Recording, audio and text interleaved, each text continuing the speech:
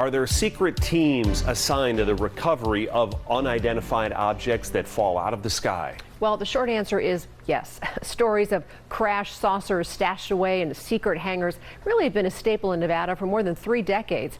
But now Congress is hot on the trail, and 8 News Now Chief Investigator George Knapp has an update. In the wee hours of May 14, 2008, an oblong object glowing turquoise blazed across the southwest sky. An ex-cop in Bullhead City was among the witnesses. Seconds later, a fisherman in a houseboat on the Colorado River saw it too when it landed with a thump on the sandy riverbank near Needles. The fisherman, who used the nickname Bob on the River, told us, "It didn't look like a meteor. I've seen meteors before. It looked like a plane crashing." Within minutes, Bob says, a group of 4 military helicopters descended on the site and spotlighted his boat. Soon after, a huge military sky crane appeared, grabbed the unknown object, and carried it away toward the Air Force ranges of Nevada. In the days that followed, someone used heavy equipment to clean up the crash site. In the most literal sense, the oblong craft was a UFO, unidentified. In the aftermath, the most likely explanation was that it had been some sort of advanced drone or spy platform that somehow got off the reservation, which could explain why the military arrived so quickly. Pentagon documents obtained through the Freedom of Information Act show the recovery programs traced their roots back to 1947, the same year as the Roswell crash. Rapid response programs dubbed Blue Fly and Moon Dust were eventually created so that any unknown object which fell from the sky, whether Russian or other, could be quickly snagged and analyzed. In the summer of 2023, the online defense publication The War Zone reported that an effort now called Foreign Materiel Exploitation is still very real and very active. Historically, the military's Foreign Technology Division has been headquartered at Wright-Patterson Air Force Base, home to the rumored Hangar 18, where the Roswell wreckage was supposedly transported. Does the military have bits of technology from unidentified objects or entire craft?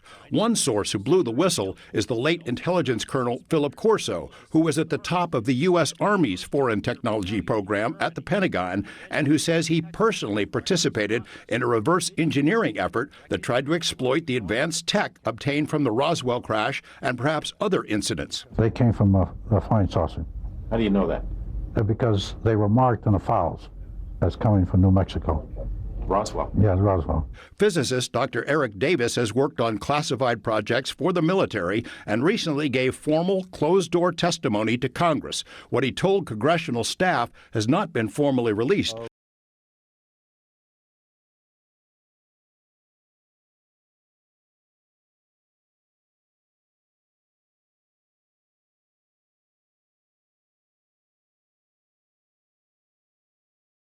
Dr. Davis previously worked for Las Vegas billionaire Robert Bigelow, investigating unusual phenomena. He was directly involved with OSAP, the largest acknowledged government investigation of UFOs, which was based in Nevada. The OSAP contract made provisions for Bigelow's company to receive unspecified exotic materials. The man who designed the program, Defense Intelligence Agency scientist Dr. James Lakatsky, acknowledged in 2023 that the U.S. does possess at least one craft of unknown origin. An interest in UFO crashes is one of the primary reasons Nevada Senator Harry Reid began his long secret interest in the subject in the late 80s. Reid said multiple times that he was made aware that the Russians and Chinese were both pursuing their own UFO reverse engineering efforts in a race for the ultimate military technology.